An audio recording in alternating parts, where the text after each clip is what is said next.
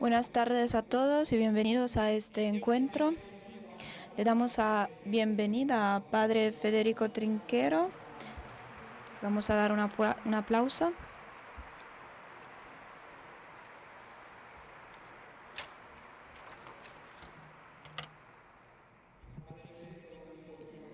Es un amigo que viene de un lugar no solo que está muy lejos, sino que muchos de nosotros desconocen. Viene de Centroáfrica.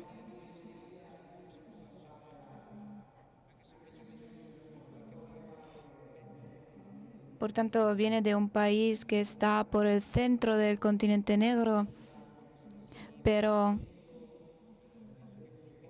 pocos de nosotros conocerán la historia de este país. Y el año pasado ocurrió un hecho del que se habló bastante, pero antes de entonces se hablaba muy poco de ese país.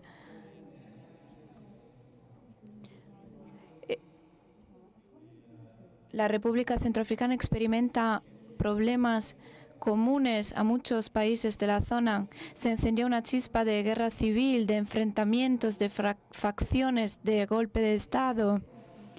Muchos refugiados, más de 600.000 muertes. Se trata del clásico escenario que siempre vemos en muchos lugares. Siempre se habla de guerras entre dos facciones, de guerras de religión. Y es muy fácil entender situaciones de este tipo como guerras entre musulmanes y cristianos, pero no situaciones mucho más complejas. En ese país la situación ha empeorado muchísimo últimamente y ni siquiera el ejército de la ONU ha podido frenar toda la situación.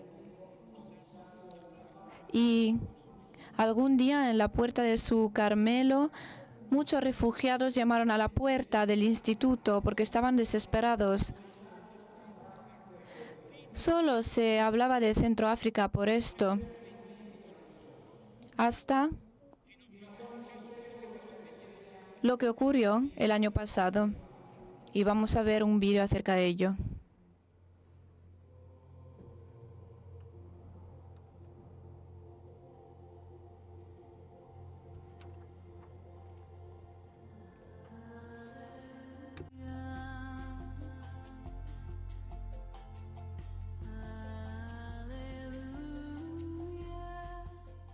Bangui diviene la capitale spirituale del mondo.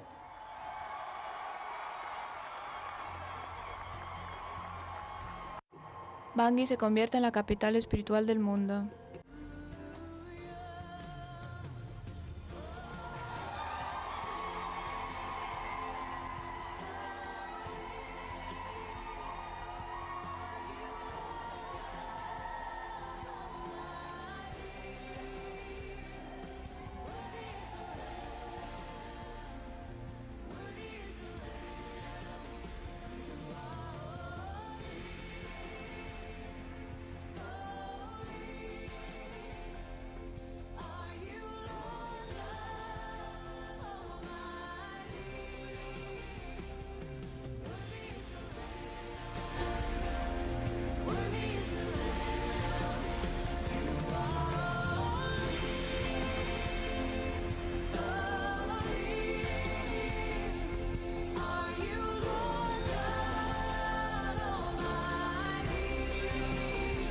Voi sarete.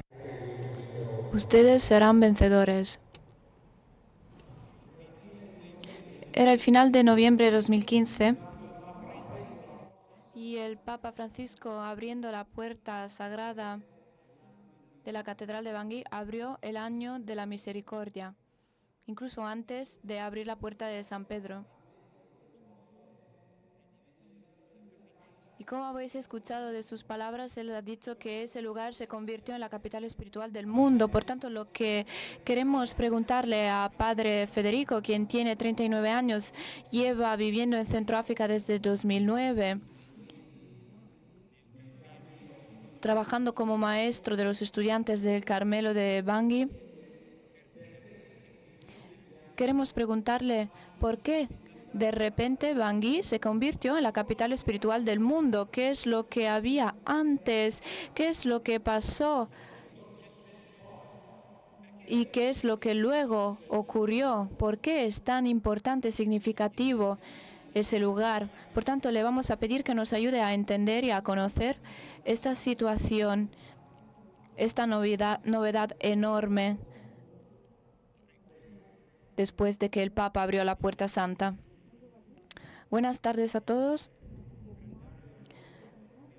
Para mí es un honor estar aquí con ustedes esta tarde, representando esta ciudad.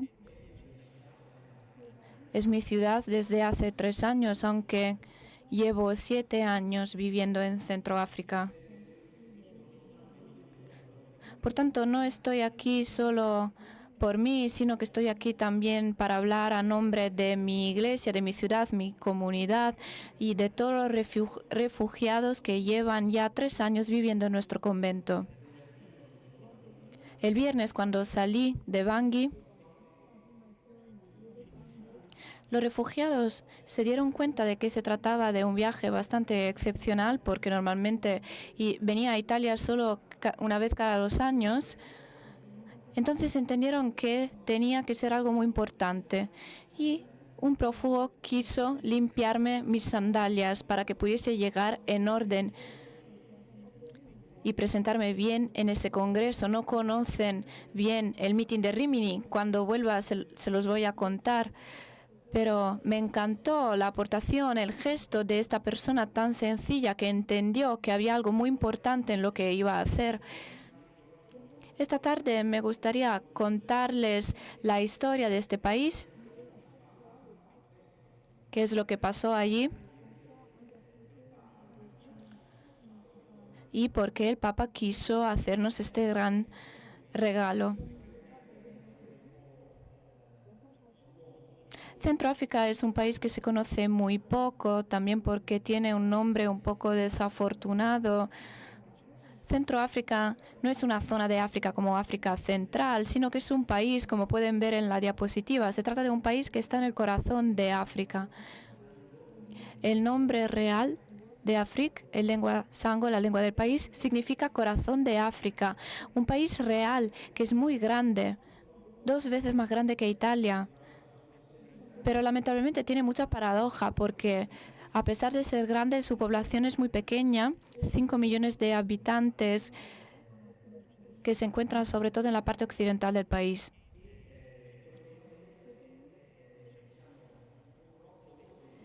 Y este país es uno de los países más pobres de la Tierra. Creo que está entre los últimos 3 países más pobres de la Tierra. Pero tiene muchas riquezas, crudo, diamantes, madera. Es un país donde también se podría cultivar mucho y muy bien, pero lamentablemente se trata de un país condenado a no desarrollarse. Es un país muy joven también, más o menos el 50% de la población tiene menos de 18 años. Por tanto, el 70-80% de la población tiene menos de 30 años. Se trata entonces de un país muy joven. La esperanza de vida es muy baja, cerca de 50 años, y también el analfabetismo es muy elevado, se sitúa en un 40%. Y sobre todo las nuevas generaciones han sufrido de la mala gestión, del mal gobierno de estos últimos años. Se trata de un país, por tanto, desafortunado.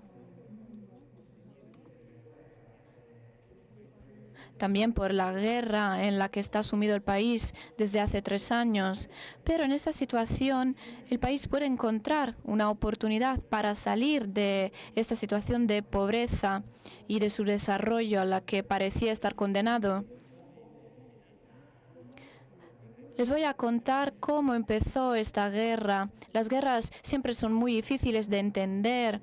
Las estudiamos, se habla mucho de ellas, pero cuando las experimentamos en primera persona, como he hecho yo en estos años, junto con la gente con la que he vivido, nos damos cuenta de que a veces las causas de la guerra no son tan claras, son muy confusas y difíciles de definir.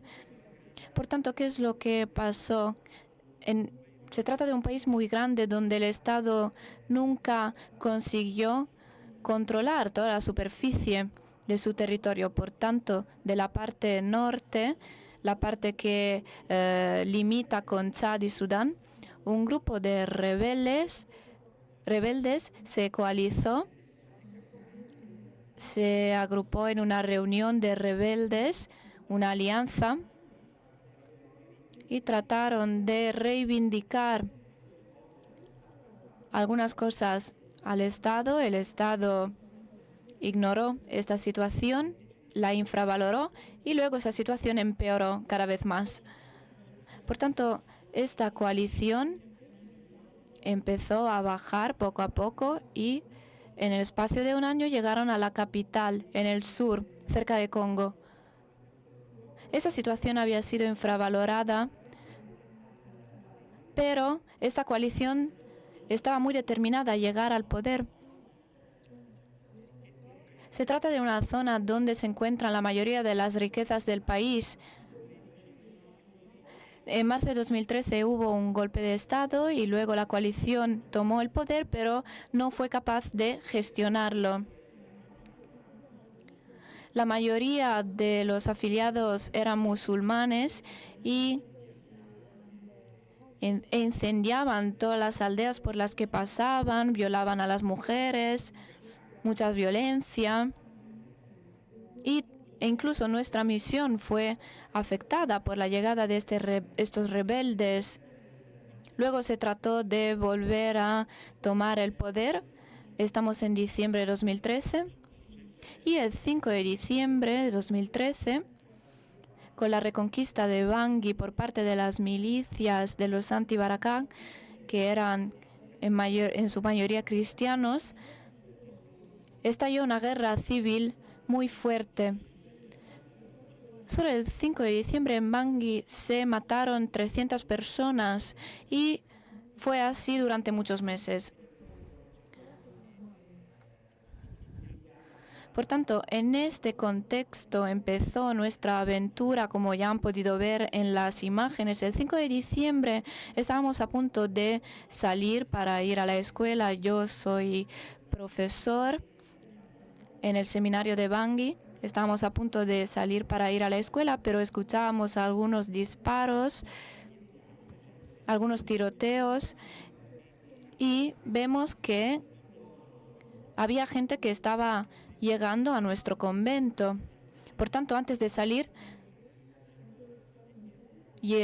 llamamos al seminario y de ahí nos dijeron que la situación era igual. El número de las personas que estaban acudiendo al convento se incrementaba y nos decían que no tenían pensado volver a sus casas. Por tanto, aquella noche les dejamos entrar en el jardín, en el patio de nuestro convento. Les contamos, eran cerca de 600 personas. Al día siguiente seguían los tiroteos y la gente se incrementaba. Al final de ese día teníamos a más de 2.000 personas en nuestro convento. Junto con mi hermano les contamos, así de manera bastante disimulada, para no dar la impresión, para no dar la idea de que teníamos un número definido de personas que podíamos acoger, pero eran muchas personas. Por tanto, entendimos que estaba empezando algo totalmente nuevo que nunca habíamos experimentado y no sabíamos que realmente lo que estaba empezando a nacer en nuestro convento era un campo de refugiados. Y luego, después de meses y ahora después de años, nos dimos cuenta de ello. Acogimos a todos de la mejor manera posible. No teníamos mucho para darles de comer. Tratamos de cuidar de estas personas. con los recursos que teníamos. Estas son las fotografías de los primeros días.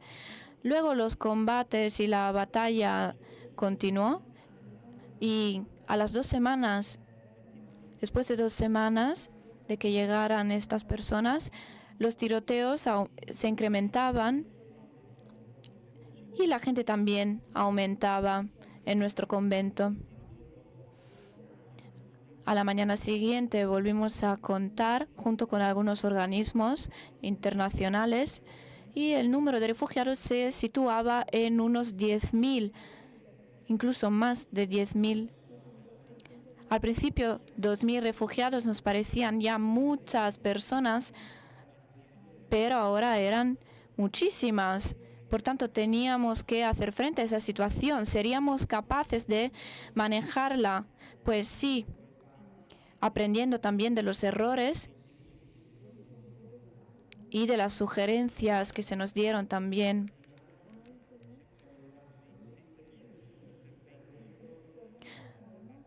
Porque durante la primera semana estábamos solos y tratábamos de organizarnos solos. No teníamos nadie, ningún organismo que nos ayudara. Y también otras comunidades, conventos y parroquias estaban experimentando la misma situación. Ustedes se preguntarán, ¿pero dónde pusisteis a tantas personas en un convento? Porque el convento no era muy grande, será una cuarta parte de este lugar. Pero de alguna forma conseguimos ponerlos en todos los rincones, en los jardines, en los garajes, porque esas personas querían estar dentro del convento porque tenían mucho miedo. Por tanto, utilizamos los jardines y la iglesia. Utilizamos todos los ambientes cubiertos que estaban disponibles, por tanto, hemos decidido también dejarles también la iglesia. Habéis visto fotos de la iglesia donde sobre todo madres y niños se encuentran allí tumbados. Abro un paréntesis. Cuando se habla cada vez de decidir dónde meterles, en un determinado momento, después de meses, UNICEF quería construir 7 aulas escolares y ha propuesto como espacio, porque era el único espacio libre que había quedado libre para coger 7 aulas, el campo de fútbol. Entonces mis hermanos han protestado, han dicho no.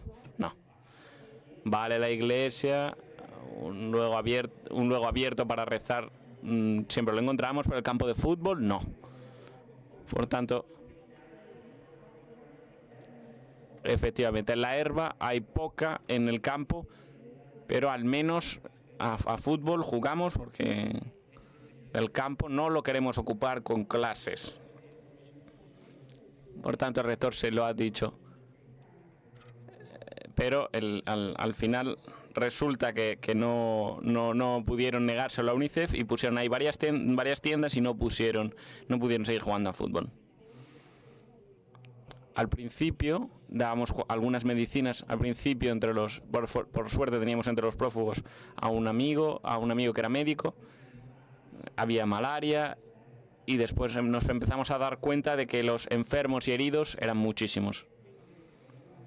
Y entonces dijimos, aquí hay que hacer algo. Entonces quitamos todas las mesas del refectorio y entonces nos pusimos a comer en un pasillo interior y el refectorio, el lugar donde antes se comía, se convirtió en un hospital de campo, pequeño hospital de campo. Y día tras día nos empezamos a dar cuenta de que se trataba de ir al encuentro de estas personas. Por tanto, han llegado otros médicos más adelante. Teníamos 4 médicos, 4 enfermeros, 4 auxiliares enfermeros que se daban turnos, se ponían por turnos y por tanto nuestro hospital funcionaba 24 horas al día.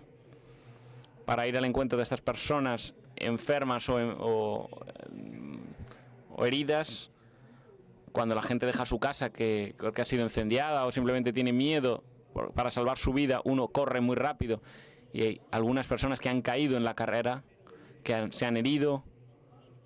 Yo me acuerdo de una persona que tenía una fractura, he llamado al hospital, por ello podéis mandar una ambulancia, porque era una persona con una fractura, y la doctora me respondió: padre, mire, en este momento acogemos solo a aquellos que tienen heridas por machete o por balas. Para los demás tendrán que ocuparse ustedes, no damos abasto.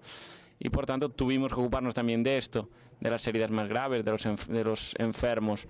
Pero no se encuentran solo enfermos. Sabéis que la tasa de fertilidad de las mujeres africanas es muy fuerte, son muy fértiles. Situaciones de bombardeos y de tensión, esto provoca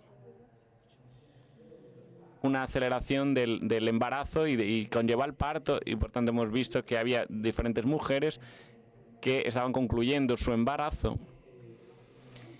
Me acuerdo que un organismo había llegado hasta nosotros y nos había dejado 3 cajas diciendo: aquí está todo el material que vais a necesitar para un parto, para los partos, asistir a un parto en situación de emergencia. Yo me empezaba a reír, he dicho: en 4 cajas se me va a entrar todo el material necesario para un parto. Venga, sí. Y parto tras parto hemos empezado a pedir más material porque no era suficiente, claro. Y así hemos tenido que echar una mano a tantas madres como estos médicos y enfermeros, porque estas madres se habían visto forzadas a parir. En el primer parto hemos visto que había un niño con el cordón umbilical alrededor del cuello. Ha sucedido en la iglesia, fijaos. Y así todos los otros partos, uno tras otro, en el refectorio, porque las mujeres africanas siempre llegan al final de todo, cuando ya no se puede más. O sea, lo llevan hasta las últimas consecuencias. Y entonces no van al hospital. Por suerte teníamos estas enfermeras, estos enfermeros. Yo he aprendido cosas que cuando he estudiado teología nunca había oído, ¿eh? Pero el caso de los partos, a mí nadie me había preparado para esto.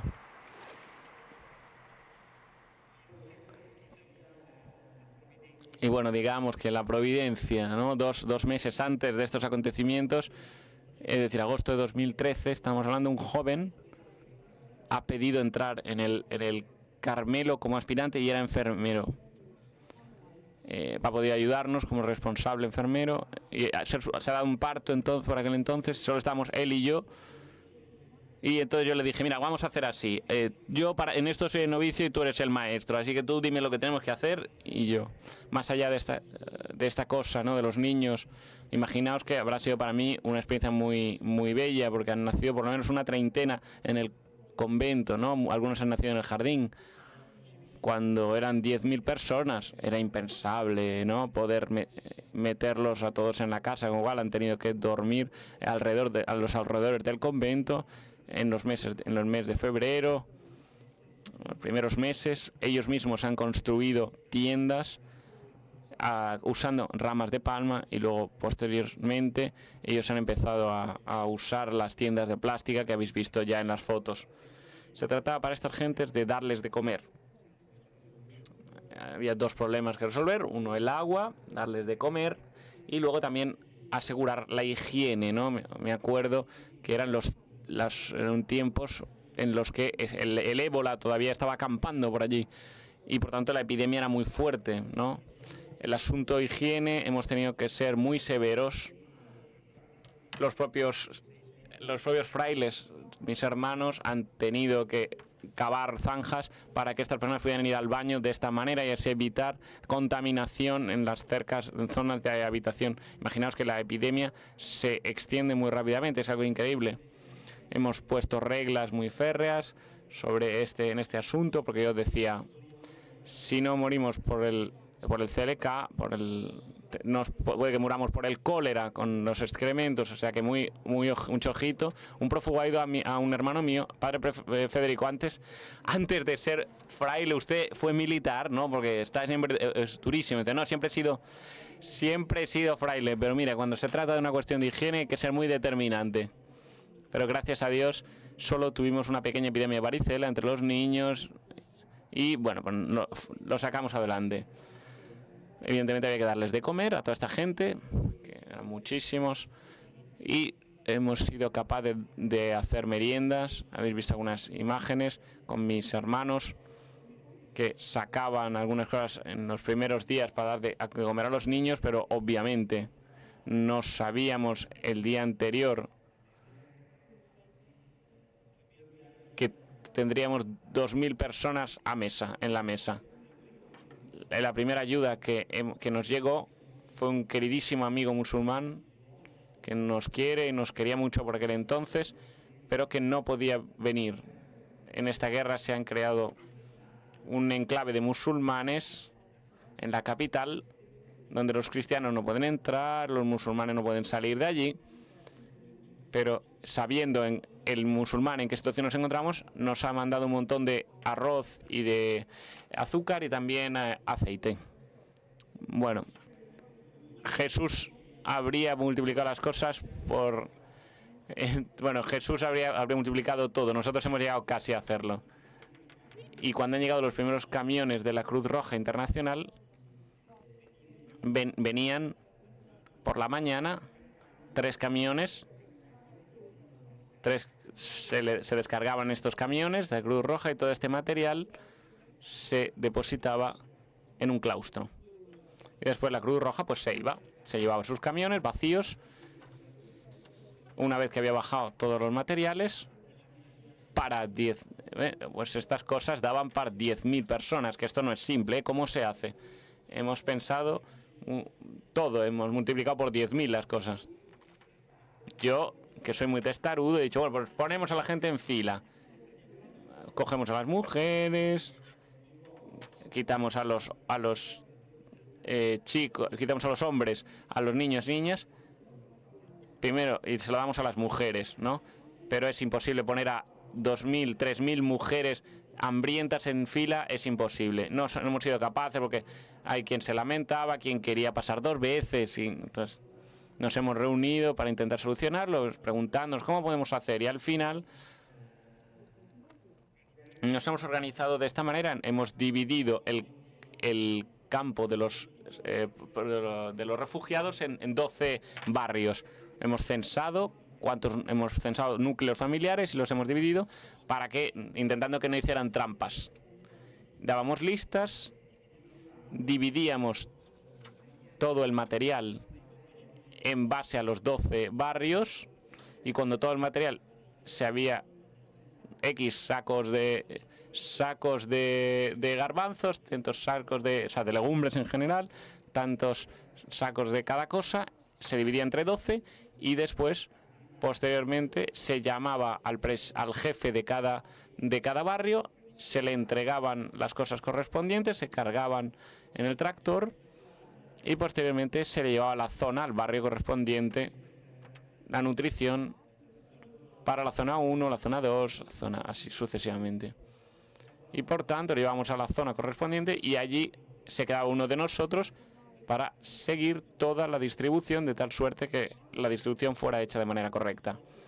La primera vez hemos tardado 3 días y ya estamos exhaustos al final. Poco a poco hemos mejorado, hemos ido aprendiendo. En un mediodía al final hemos sido capaces, la última vez, de dividir todas las cosas. Para nosotros es una experiencia. Equivocándonos pues se aprende, ¿no? Después hemos visto que podíamos confiarles a ellos la distribución, porque antes robaban demasiado, ¿eh?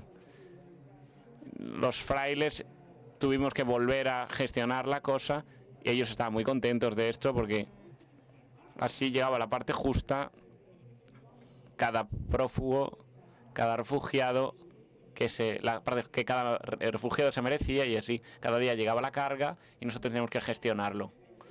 Obviamente, después de esto, pues, ¿qué sucede? Que cuando yo voy de excursión por Bangui, o sea, voy dando una vuelta por Bangui, estos prófugos son 3.000, ¿no? Pero frente a 10.000, pues parece una cosa normal, ¿no? Entonces hay 7.000 que vuelven a sus barrios. Cuando me voy dando vueltas por Bangui, cuando me encuentran, me dicen, me saludan, yo era de la zona 5, ¿se acuerda usted de mí? Me saludan. Y este es tu hijo. Dice, y le dicen, y este es tu hijo, le dicen al padre Trinchero, ¿no? Y le dice, bueno, por fortuna, el color de la piel siempre se confunde. La gente es muy agradecida, y aprecian mucho el hecho de que no nos hemos ido y nos hemos quedado con ellos, hemos vivido con ellos los momentos angustiosos, hemos vivido conjuntamente. Yo me acuerdo que era el 14 de octubre del 2014, vigilia de la fiesta de Santa Teresa de Ávila. Empezaba el 5º centenario, caballos carmelitas. Estábamos pensando, ¿y qué podemos hacer a Santa Teresa como regalo? Y como si tuviéramos que hacer la apuesta, el 14 por la noche llega un padre y con una madre, todos dolorosas, y llegan porque la mujer estaba embarazada con toda la panza grande. Y claro, hay que llevarlos al hospital, ¿no? Y entonces mi hermano, uno de mis hermanos dice, bueno, pues esta, antes de que viniera Ninea siquiera al mundo, dice, esta la vamos a llamar Teresa. El parto no era tan inmediato, y entonces en la noche se da el parto, y al día siguiente llega el padre y me dice, ha nacido, y es un niño. Y entonces, pues enhorabuena. Y él me dice, ¿puedes darle un nombre? ¿Qué nombre le da? ¿Qué nombre le quieres otorgar? Y digo, dáselo tú, claro, por supuesto. Es que es el 9º hijo que traigo al mundo. Puedo permitirme renunciar a darle yo mi nombre, dado que vosotros habéis sufrido, para que viniera al mundo, Padre, déselo usted el nombre. Bueno, tengo que decir que es verdad que he sufrido también para traerlo al mundo. He dicho, es un chico, no puedo llamarlo Tenesianum, no sabíamos muy bien la intuición, lo hemos llamado José, Giuseppe, como José. Y entonces, como Teresa tenía una gran devoción por San José, pues seguro que a Teresa le hubiera gustado, ¿no? Pero no, lo llamaba Juan de Ávila. Y también mi padre se llamaba José, con lo cual Giuseppe se llamaba, con lo cual, ¿no?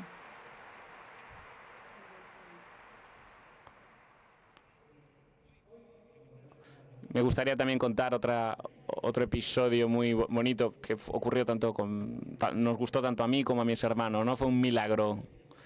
Obviamente, en Navidad de 2013 fue una Navidad inolvidable. Hemos hecho la misa de medianoche a las 3 de mediodía porque no podíamos permitirnos hacer la medianoche, era peligroso, y aún esa mesa teníamos posibilidad de poder llegar al final porque estaba llena de combatientes.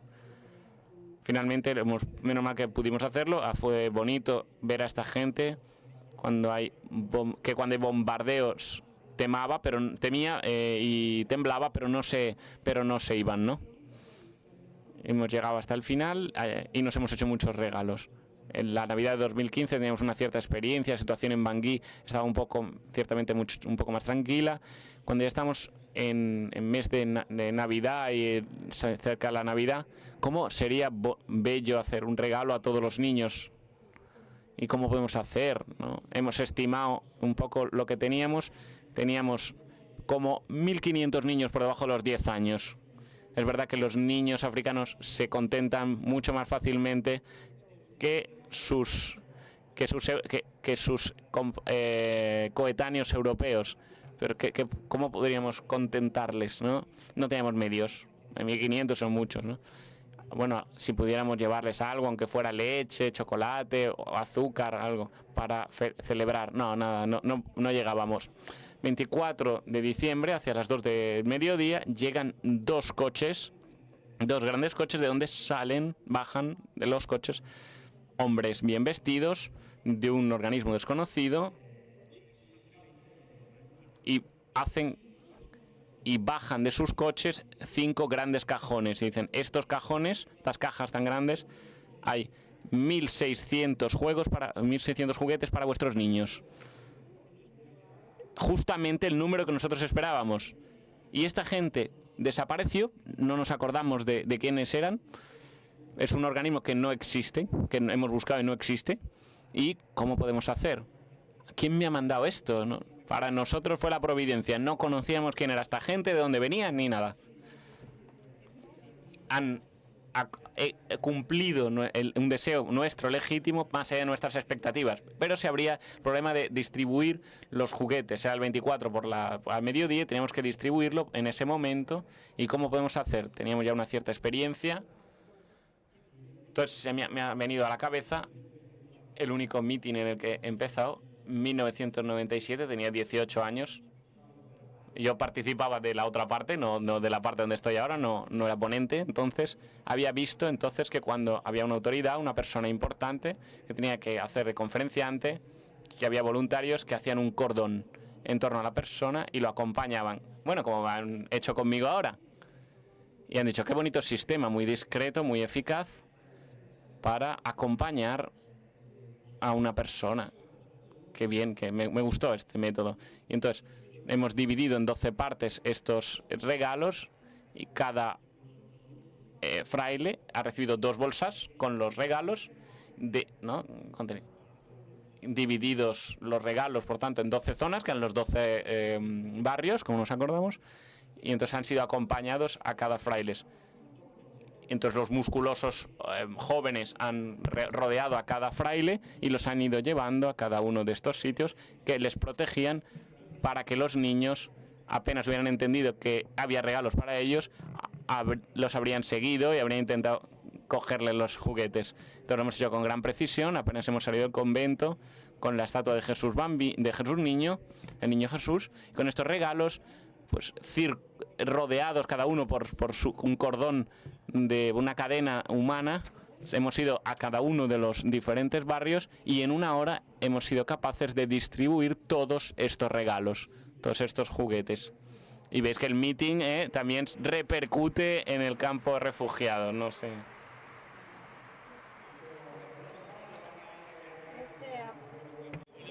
Este aplauso también es para todos los que trabajan aquí y hacen este trabajo. Pero quisiera preguntarle a usted y a sus frailes si tuviesen alguna duda acerca de cómo poder afrontar un problema de este tipo. ¿Por qué os lanzasteis en esta aventura? Pues no consideramos que nos lanzamos. Llegaron, ni siquiera llamaron a la puerta porque la puerta ya estaba abierta. Y luego afrontamos una cosa después de otra. Cuando nos dimos cuenta de que había 10.000 refugiados, tuvimos un poco de miedo, no estábamos seguros de si lo conseguiríamos, pero pensamos, bueno, hasta ahora sí lo hemos conseguido. Hemos hecho errores, pero también hemos aprendido de ellos. Ahora tenemos más experiencia, vamos a tratar de hacerlo. No nos hemos arrepentido de lo que hemos hecho y ni siquiera nos parecía hacer algo extraordinario. Huir de esa situación o no acogerlos habría sido algo muy cobarde y por tanto lo hicimos y funcionó y sigue funcionando. En todo esto, mientras todo eso ocurría en Carmelo, fuera de Carmelo, seguían los tiroteos, había un enclave donde no se podía entrar, estaba el famoso kilómetro 5. Luego, en un momento dado, de manera totalmente imprevisible, el Papa Francisco toma su decisión y hace el gesto que todos hemos visto. ¿Qué es lo que ocurrió? Pues ocurrió algo extraordinario que no nos esperábamos en absoluto. Yo recuerdo el momento en el que el Papa volvía de su viaje a Filipinas y anunció que vendría a Centroáfrica.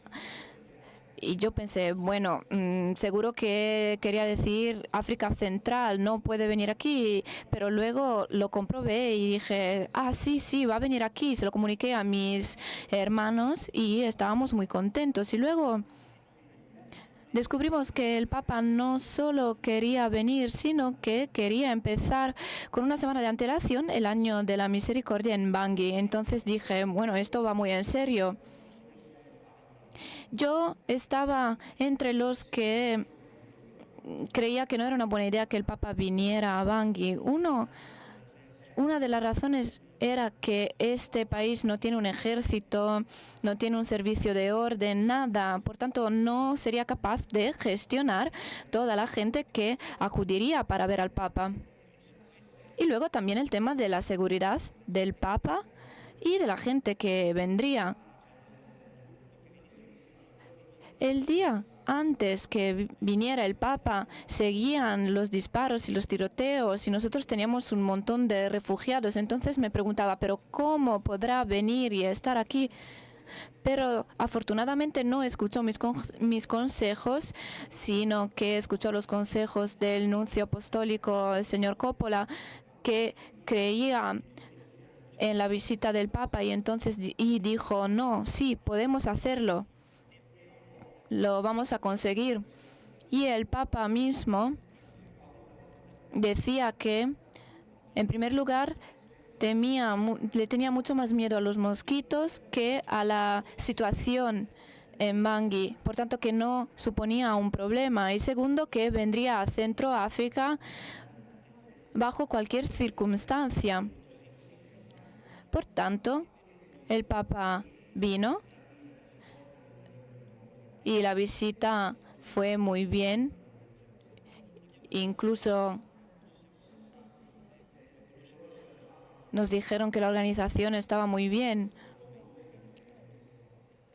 Luego hubo un momento muy especial, el momento de la apertura de la puerta sagrada en la Catedral de Bangui. Yo estaba ahí dentro de la catedral en ese momento y temía que el Papa abriera la puerta al revés, porque él siempre dice que la Iglesia tiene que salir hacia los demás, y dije, no vaya a ser que el Papa intente abrir la puerta hacia la plaza, pero no lo hizo.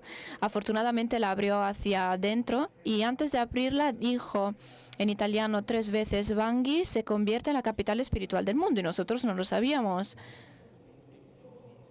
Y fue un momento extraordinario. Y todos me dicen, ¿pero qué significa ser la capital espiritual del mundo? Habría que preguntárselo al Papa, claro. Pero yo trato de interpretar el sentimiento de mis hermanos de Centroáfrica, mi segunda patria. No es tan importante la palabra espiritual, sino que la palabra capital es la palabra más importante, porque Centroáfrica siempre está en el último lugar.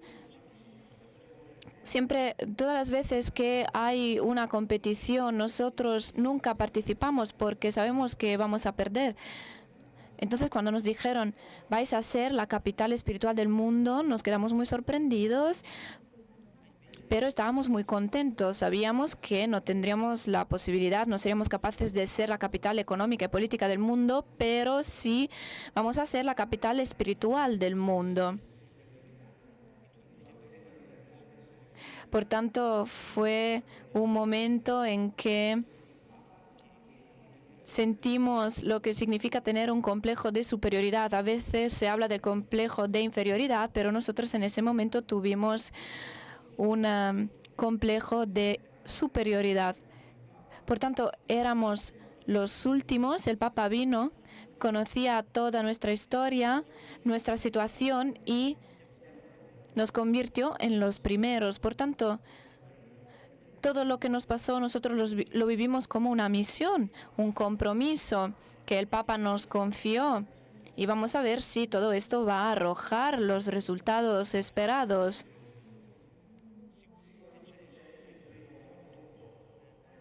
El primer resultado importante ya lo tenemos. Es decir, no solo el hecho de que esta visita haya sucedido y que este país ahora se conoce bastante alrededor de todo el mundo. Y el primer resultado muy importante es que después de que el Papa viniera a Bangui, hubo un cambio radical. De repente salimos de una situación muy difícil en la que nos encontrábamos.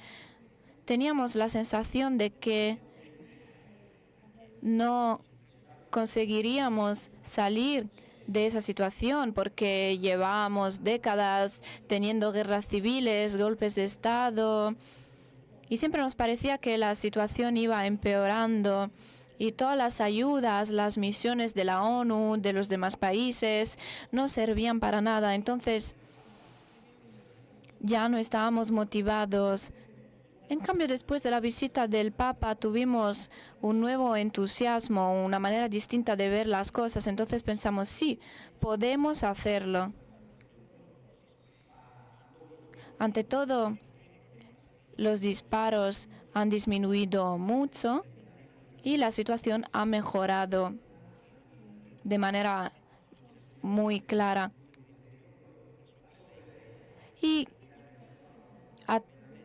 la visita del Papa, su presencia, además de sus palabras, ha ayudado mucho a cambiar el entorno, el clima.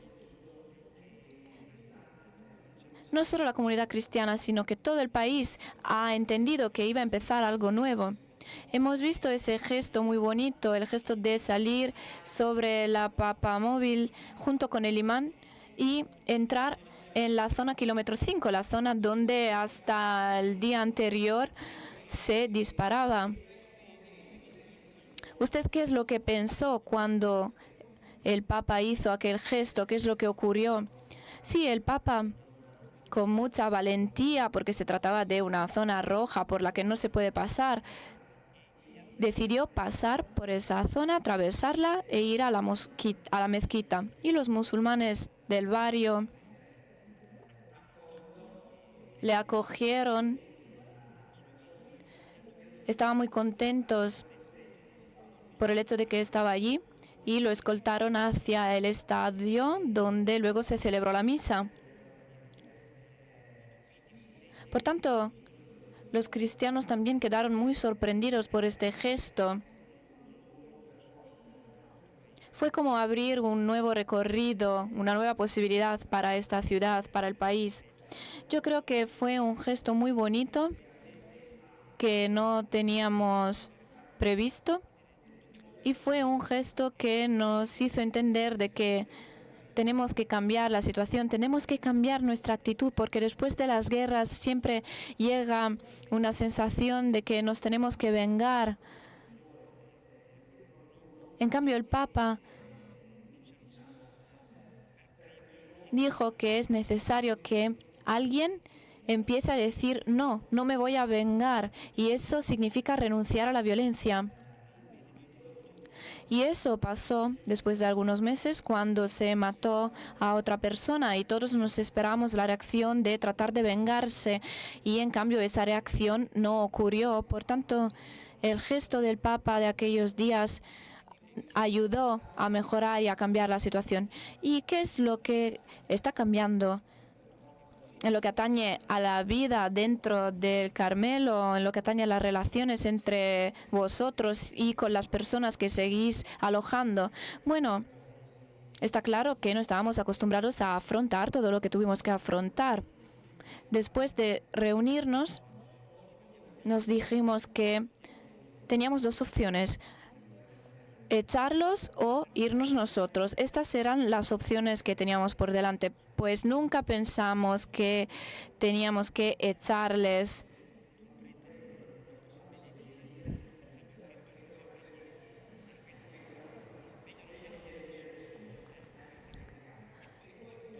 Sabíamos que nunca les echaríamos de ahí. Por tanto, sabíamos que tendríamos que vivir con ellos. Pero también es cierto que sentíamos mucha nostalgia por nuestra vida, porque ya no teníamos horarios, nuestros ritmos.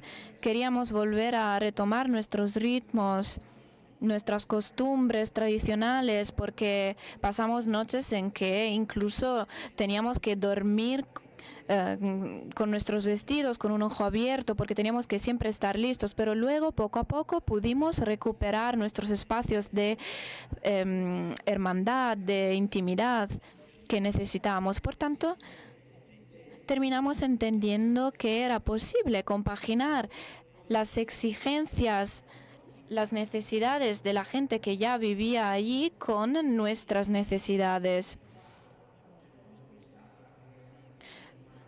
Por tanto, poco a poco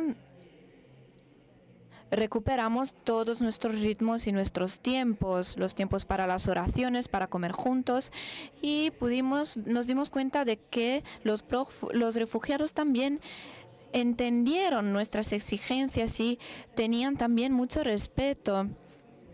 Entendieron que, por ejemplo,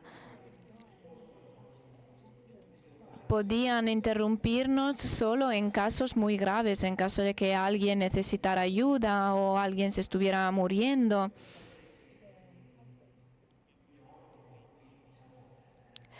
Y también puedo decir que para nosotros lo más importante es la oración.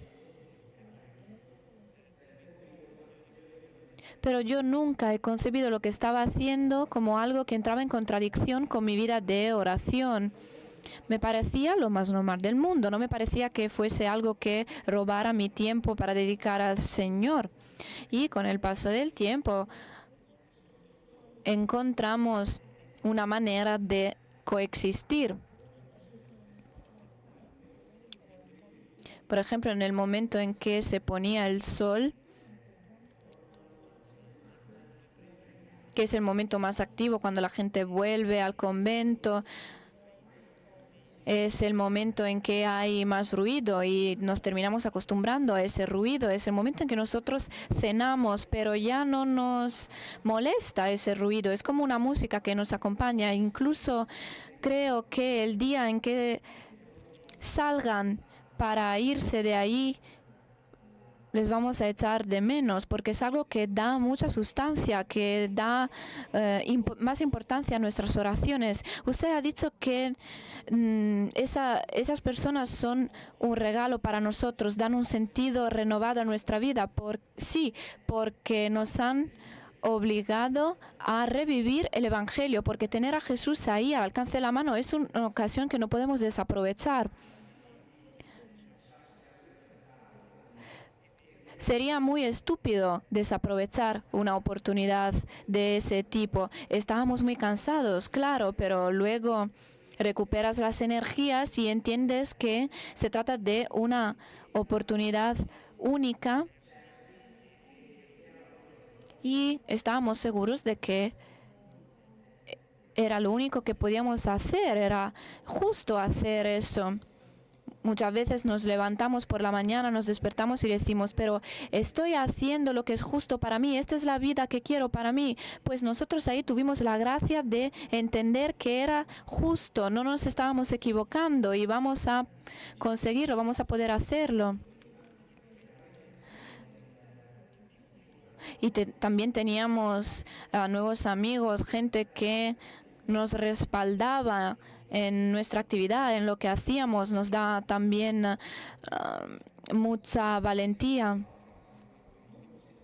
Y escuchar aquellas palabras que antes hemos escuchado, ustedes son vencedores. ¿Qué significa para usted? El Papa pronunció aquellas palabras durante las oraciones que tuvo con los jóvenes y pedía a los jóvenes dos compromisos: rezar y trabajar por luchar por la paz, amar y perdonar. Por tanto, esas palabras significan ser vencedores, vencer al mal. Se trata de una conversión, de un cambio radical. En Centroáfrica siempre se habla del desarme. Ahora hay que desarmar los rebeldes por ambas partes. El obispo de Bangui, en cambio, sigue diciendo que hay que desarmar la cabeza y el corazón, porque de no desarmar la cabeza y el corazón no nos podríamos deshacer de los machetes y de las armas. Por tanto, ser vencedores contra el mal, el odio y la venganza. Y se dirigió a los jóvenes con aquellas palabras, porque el 80% de la población son jóvenes en Centroáfrica. Por tanto, los jóvenes no solo son el futuro, sino que son también el presente. Son las personas que tienen el futuro del país en las manos. Por tanto, a los jóvenes siempre les digo que hay que dejar de echarle la culpa a los demás, que es algo que siempre se tiende a hacer en África. Es culpa de la ONU, de Francia, de los demás. No, tenemos que dejar de pensar que siempre es culpa de los demás. Tenemos que responsabilizarnos. Nos toca a nosotros. Si yo cambio, el país también cambia. Por tanto, no nos tenemos que dejar engañar por propuestas fáciles. Demasiadas veces nos han engañado.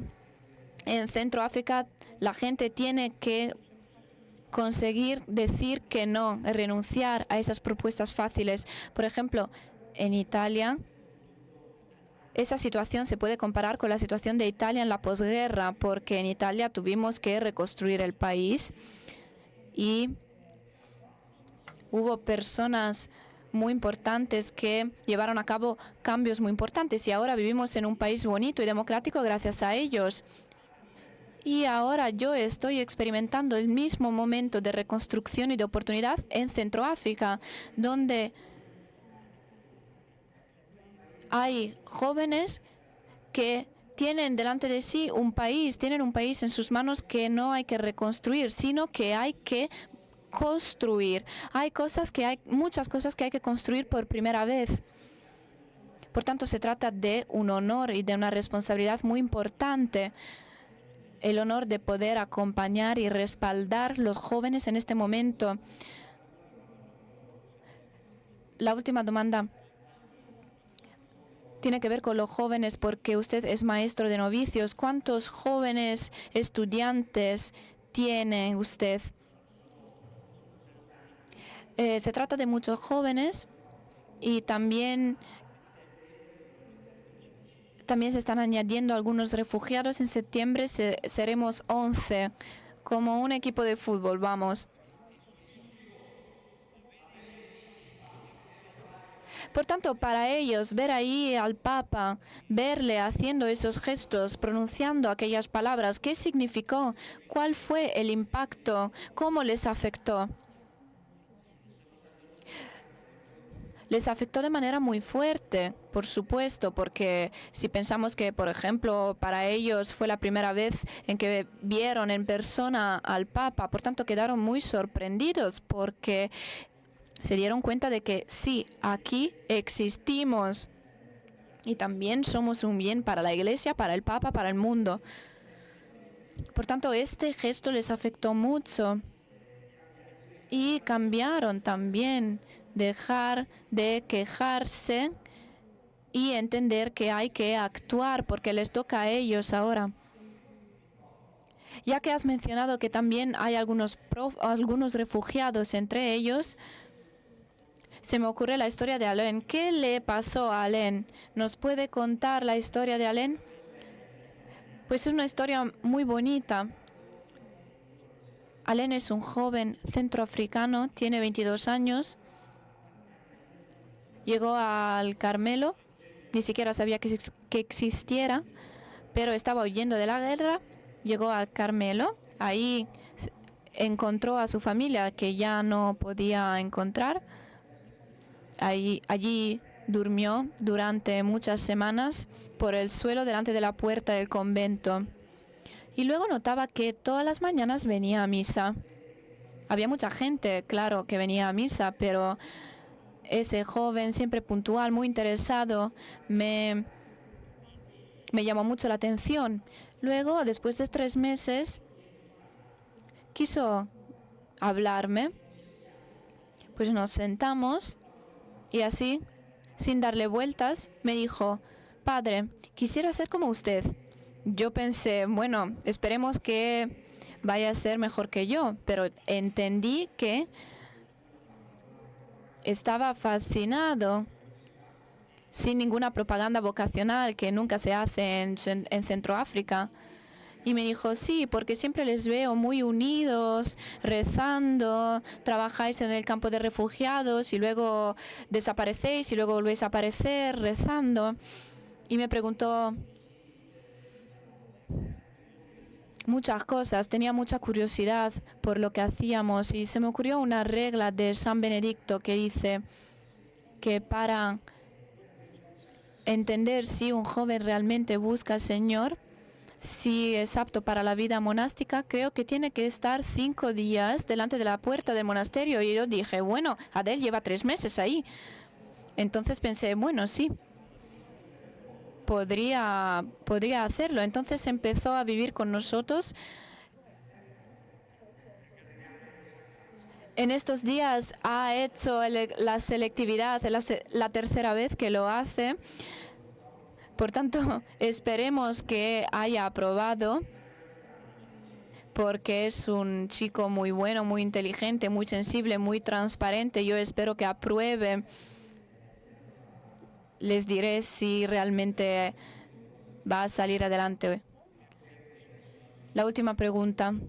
Para usted, esta invitación a la conversión del Papa, ¿qué significa? Bueno, para mí significa que la conversión nunca se puede decir que sea una cosa hecha de una vez para siempre. Significa también aceptar lo que sucede, lo que no prevemos. Yo puedo decir que las cosas más bellas que me han cambiado y que más me han hecho feliz, espero, más que me han hecho más cristiano, más discípulo del Evangelio, son las que no he previsto, las que no he querido. Son las cosas que me han cambiado más, que me han hecho más feliz y que espero que, no obstante todos mis límites, mi carácter, me hayan permitido al Señor así hacer algo más bello a través de mí, sobre todo a través de mis hermanos que han vivido conmigo esta aventura. Gracias. Gracias.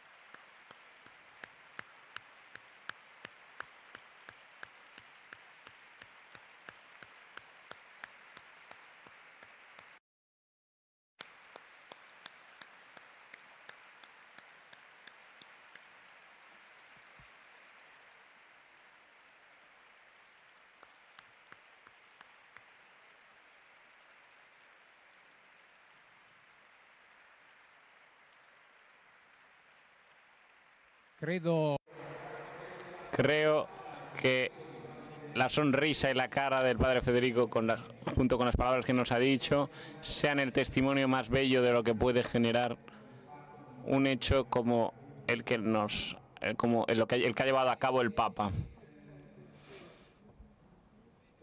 Porque veréis, esta historia que ya empezó antes para ellos, antes de la llegada del Papa, allí se profundizó. En aquel día, delante de aquella puerta, aquel día se profundizó y se ve muy bien en lo que él contaba. Hay un antes y un después de lo que hemos visto al principio en el vídeo, cuando esa puerta se ha abierto. Tanto que cuando llegó el Papa, la noche anterior, todo ha cambiado desde aquel momento. De la noche anterior se disparaba y de aquel día no, algo pasó, está sucediendo algo. Se está regenerando una humanidad y lo hemos visto lo hemos visto descrito muy bien. Hay un antes y un después de la apertura de esa puerta y esto es una cosa impresionante porque es verdadera, porque sucede. No es una premisa espiritual, no es un deseo vago, es algo que sucede, lo vemos suceder. Hay un antes y un después de la apertura de esa puerta, de aquella puerta que se abre. No porque el día siguiente mágicamente las cosas se resuelven, porque los problemas siguen estando allí todos. Hay otro clima, hay otro comportamiento, otra predisposición, otra apertura al otro, a la otra persona. Significa retomar la premisa de que el otro es un bien. No se han resuelto los problemas. Pero aquella puerta que abrió el Papa y que de alguna manera refleja la puerta del convento que el Padre Federico y sus hermanos abrieron, ¿no? La puerta que abrieron Padre Federico, sus hermanos, que abrieron y se encontraron con 600 personas que pedían ayuda. La puerta abierta del Papa, que refleja la puerta abierta del convento de Padre Federico, no cambia mágicamente las cosas, pero abre la posibilidad de una posibilidad permanente. Nos dice a todos que existe en la historia, en la realidad, un lugar que te acoge, que te ama, más allá del mal que puedas hacer, que puedas cometer, del pecado que cometes, de la miseria que nosotros somos, de la fatiga, de la dificultad. Está presente en la misericordia de Dios. La misericordia de Dios está presente, es real, si tenemos la disponibilidad de darnos cuenta de esto. Y si nos damos cuenta de esto, si estamos marcados por esto, como Alain, que ve un mundo diferente, me gustaría ser como vosotros, nos damos cuenta de que hay una posibilidad siempre de volver a empezar. Siempre. Es decir, que haya una puerta abierta de par en par que ha abierto el Papa Francisco. Es la puerta del convento de Bangui que sigue abierta, como la puerta santa que nos indica que hay un abrazo que siempre te recoge, ¿no? Que por esa puerta siempre podemos pasar, que somos disponibles, como decía el padre Federico, a la conversión, a abrazar las cosas más bellas, que son las que yo no he querido en un principio, como él decía antes. Por tanto, lo que nos deseamos unos a otros es esta disponibilidad, dejarnos amar, a dejarnos abrazar por esta misericordia. Esta disponibilidad frente a esta puerta que se abre en la historia y quedan en la historia abierta, no como nosotros deseamos e imaginamos, sino como Dios decide para nosotros, siempre. El gesto del Papa nos reclama imponentemente a esto, y por esto Bangui se ha convertido, dado que el jubileo sigue en curso, es la capital espiritual del mundo, porque es un reclamo para nosotros de esto, de que la misericordia es algo real. Basta decir que sí, dejarse amar. Gracias, que todo siga bien. Adelante con el meeting y gracias a todos. Permitidme que os recordaros simplemente que un lugar como este, el meeting, vive y crece gracias a la contribución de todos nosotros. Por tanto, gracias. Sigue la campaña de recogida de fondos en los lugares indicados, los podéis ver en los mapas, en los planos. Siempre es posible donar una pequeña o gran cantidad para que un lugar como el meeting siga existiendo. Muchas gracias.